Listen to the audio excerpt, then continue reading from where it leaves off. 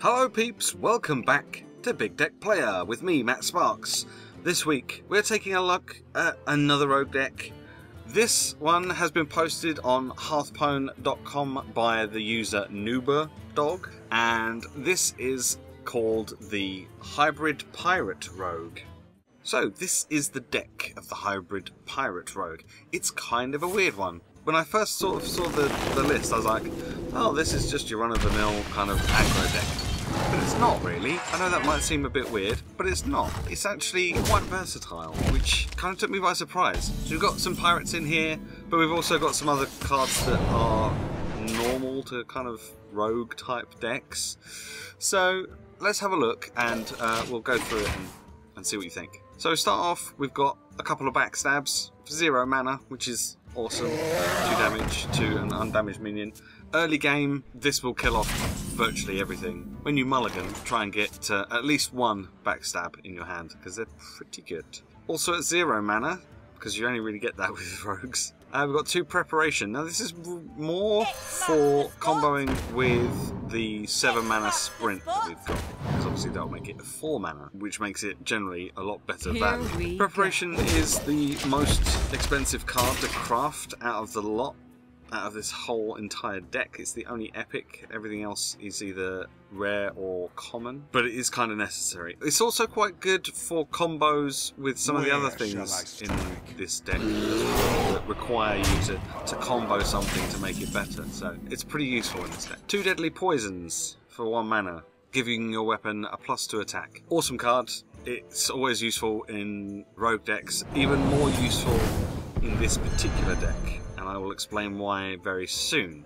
We have 1 Buccaneer, so here come the pirates. A 2/1 for 1, which is not bad. And whenever you equip a weapon, you give it 1 attack.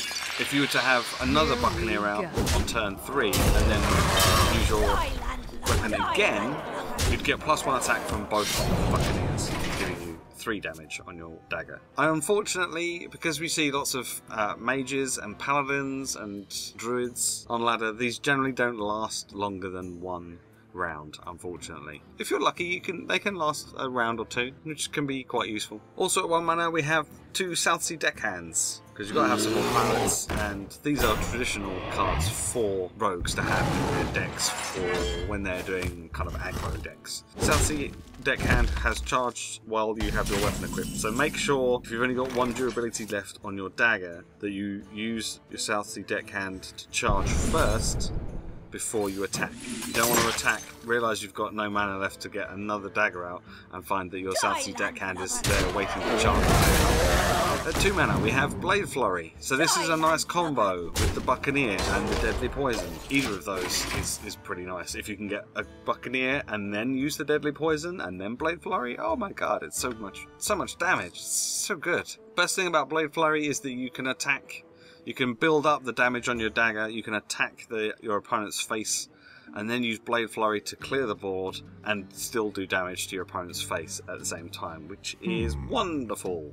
Also at 2 mana we have 2 Eviscerate. Trying to get the combo on this if you can, because the extra 2 damage is really nice. There is 1 Sap. Sap can be really useful, and I'm always tempted to use it almost every time my opponent plays a minion onto the board. I'm always really tempted to play Sap and just send it back to the hand. But you have to be very smart because there is only 1. So you have to decide, and there's no silences in this deck. So you have to be really smart with when you use it. I would recommend using it either on minions that get buffed, so perhaps a priest plays an Altar Cleric and then buffs it with Velen's Chosen.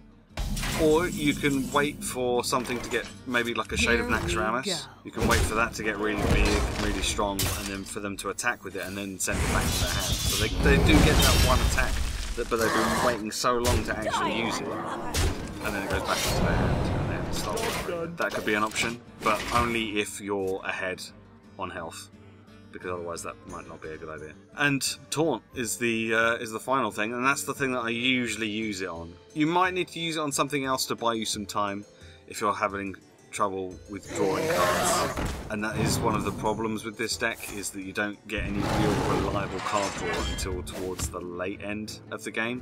But be smart with it, because as I say, there is only 1. It's like the Highlander of cards in this deck. Also at 2 mana we have 2 Blood Cell Raiders, so these combo very nicely with the Buccaneer, and these also combo very nicely with the Deadly Poison. Also, can be really scary fairly early in the game if you can get your Deadly Poison onto your weapon and play your Blood Cell Raider. It can be a pretty scary prospect fairly early in the game. Also at 2 mana we have 2 Ship's Cannons, so this could be really effective if you can get your Ship's Cannons out early. And a decent amount of pirates ready to go in your hand. You might not actually need to do an awful lot of board clear, because the ship's cannon, whenever a pirate is summoned, it deals 2 damage to a random enemy, and that could be just enough. If it's random enough, in air quotes, it could just keep targeting whatever's on the board and just really help control the board just by having a ship's cannon. If you can get both ship's cannons out, then it's even better, because then that's 4 damage. At 3 mana, we have SI7 Agent, because it's a rogue deck, and these guys are cool. Dealing 2 damage on a combo. If you're going second, try and get one of these in the mulligan, because you can coin SI7 Agent on turn 2, dealing the 2 damage to whatever's on the board at the time. At 4 mana, we have a Tinker's Sharp Sword Oil. When you use them, it gives your weapon +3 attack, or if you can combo it, it gives your weapon +3 attack and gives a friendly minion +3 attack. This combos very nicely indeed with Blade Flurry, because you'll have at least 4 damage on your weapon. So that's 4 damage for you, and then an extra 3 damage to one of your minions. Now, if you've got an SI7 Agent or a Blood Cell Raider, that's probably going to be sort of like 6 or 7 damage, which is pretty good.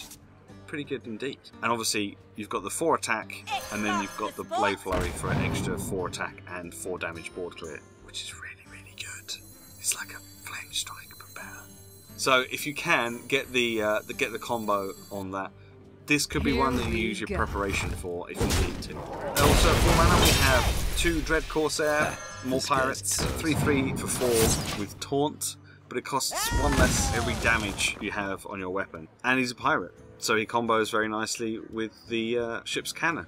At 5 mana we have 1 Assassin's Blade. Assassin's Blade has 4 durability, so you probably don't want to Blade Flurry it, because obviously that will destroy the weapon. You don't want to Blade Flurry it straight away, at the very least. I think kind of by like turn 7 or 8, depending on who you're up against, you probably want to be in a pretty good position for winning, and the Assassin's Blade will certainly help you do that. We're almost at the end. We've got 2 cards left. At 5 mana, we have 2 Azure Drake. Now you might be thinking, hang on a minute, these aren't pirates, why are these doing in here? I know they're not pirates, these are in the deck.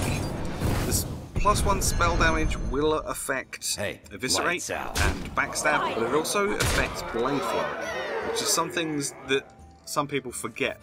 Even if you've only got 4 damage on your weapon, and your opponent has 5 health, if you've got your Azure Drake, you can play your Azure Drake and then play Blade Flurry, and it's all good.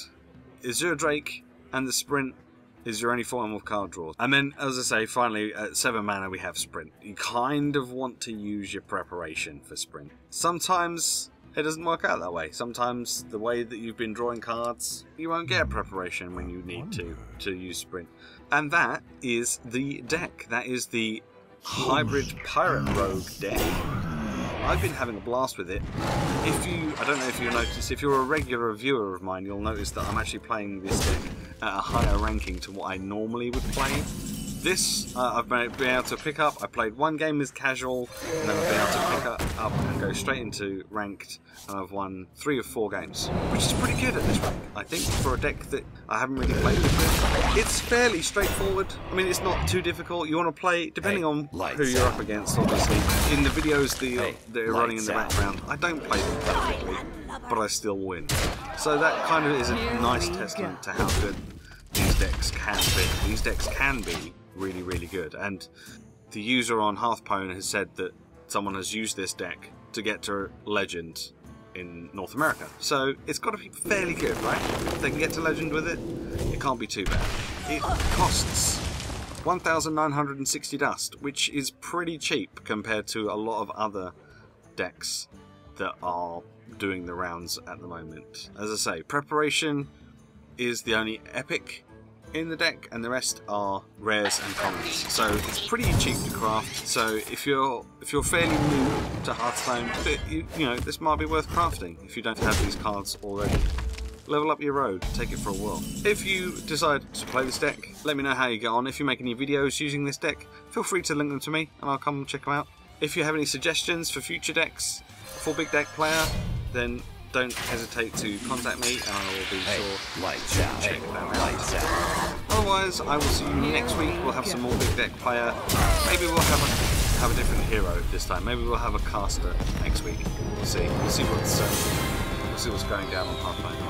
Thank you very much for watching. I shall see you next time. Bye bye.